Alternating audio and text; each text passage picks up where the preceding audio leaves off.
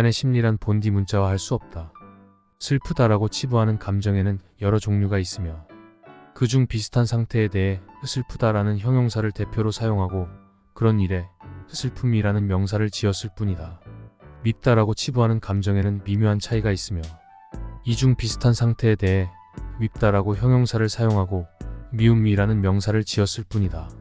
자기 밥그릇을 빼앗아가는 이에게 개 또한 증오의 감정을 표출하고 퇴근 후에 들어오는 집주인을 바라보면서는 기쁨의 감정을 마음껏 표현한다. 증오와 사랑이라는 감정이란 우리 내부적으로 존재하는 어떤 호르몬이 다른 호르몬에 비해 일정 비율 이상으로 올라갔을 때 나타나는 현상일 뿐이다.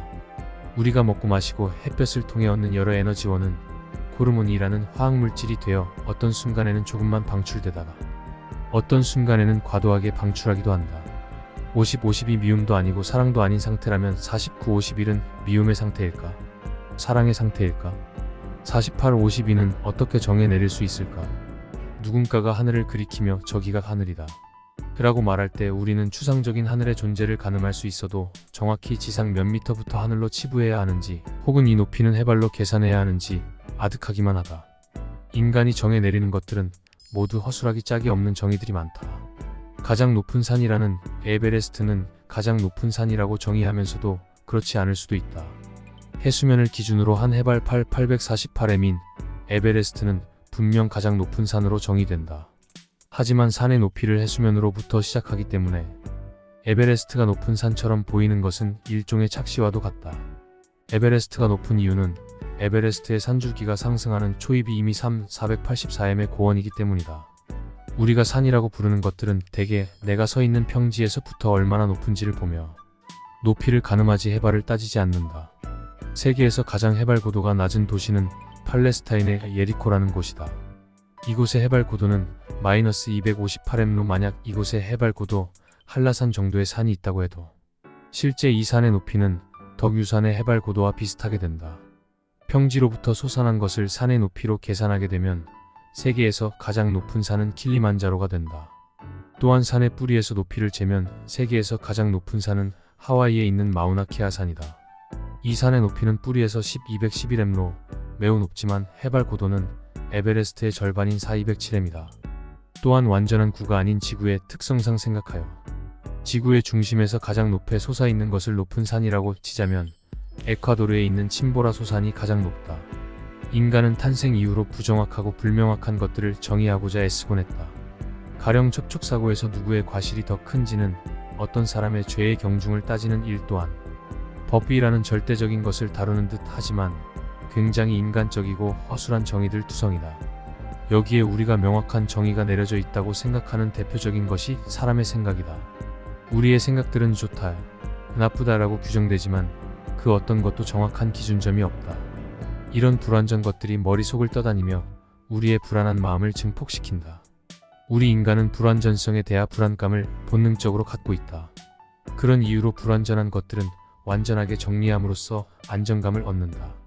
가령 자연스럽게 무성한 정원의 풀을 인위적으로 뜯고 재배치하여 정리하거나 조금 일반적이지 않은 것들을 정리해가며 일반화하고 정의해버린다. 우리 사회의 소수에 대한 혐오의 감정이 존재하는 것도 이런 이유이지 않을까 싶다.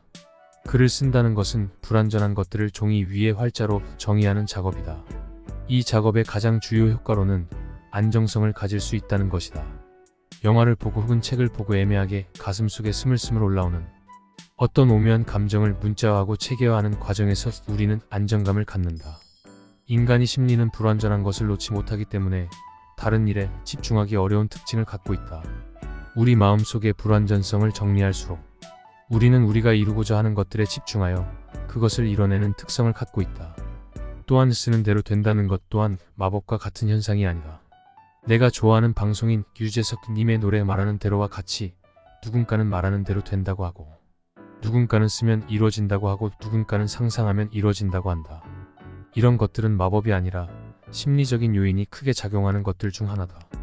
우리의 뇌에는 망상활성화 시스템이 존재한다. 이 시스템은 우리의 뇌가 기록하여 중요하다고 판단했던 어떤 문구에 기민하게 반응하는 것을 말하는데 우리의 무의식이 깊은 곳에 우리가 원하고자 하는 바에 대한 데이터 입력을 완료하고 나면 우리는 무의식적으로 꿈과 현실을 번갈아가며 이루고자 하는 바에 대해 행동하고 반응하게 된다.